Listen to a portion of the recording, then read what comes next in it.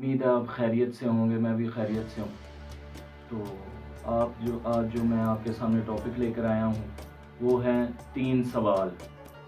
3 सवाल जो है एक मुसलमान और एक काफिर के दरमियान 3 सवाल हुए हैं।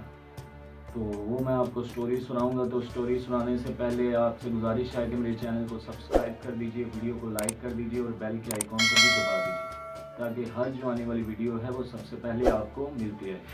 Don't forget to subscribe our channel. तो चलते हैं अपनी स्टोरी की तरफ। तो इसी तरह ना 2 दुकानदार आपस में बात कर रहे थे कि ये कोई मुसलमान इसका मुकाबला कर सकता है।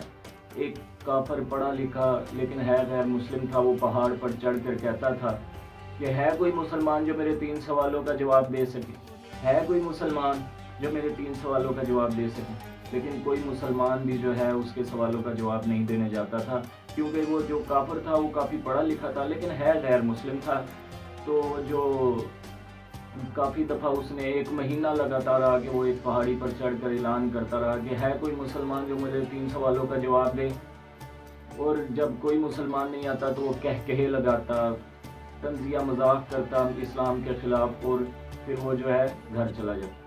एक दिन वो इसी तरह ही ऐलान कर रहा था कि है कोई मुसलमान जो 3 सवालों का जवाब दे सके। तो पास से गुजरते एक नन्हे बच्चे जिसका नाम नोमान था, पास से गुजरते हुए उसने कहा मैं दूंगा तुम्हारे सवालों का जवाब। उस बच्चे से बर्दाश्त नहीं हुआ इस्लाम की जो बेहुरमती थी, तो उसने कहा मैं देता हूँ सवालों के जवाब। तो पढ़े लिखे शख्स गैर मुस्लिम ने कहा कि तुम दोगे सवालों के जवाब। उसने बड़े पुख्ता अंदाज में कहा इंशाल्लाह मैं दूंगा सवालों के जवाब।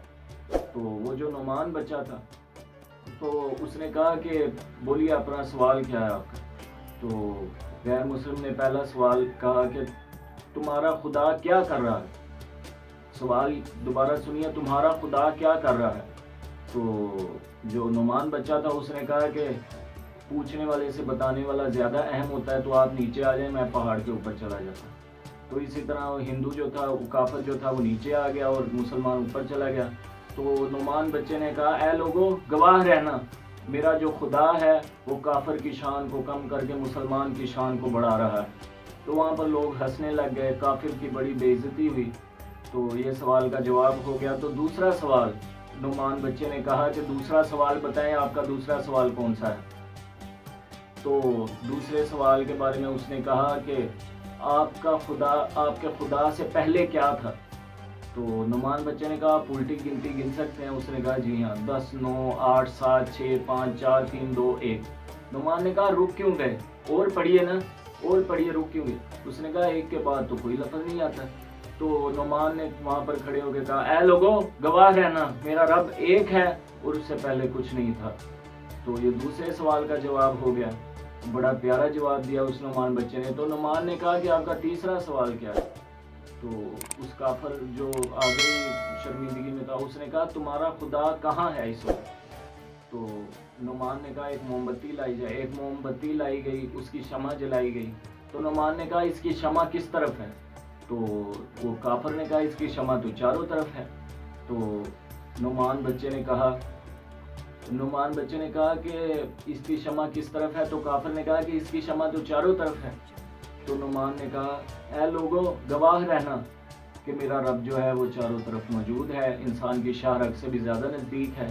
तो वो बच्चा जो है वो बड़ा होकर दुनिया का बहुत बड़ा इमाम यानी इमाम अबू हनीफा रहमतुल्लाह ताला अलैह के नाम से जाना जाने लगा।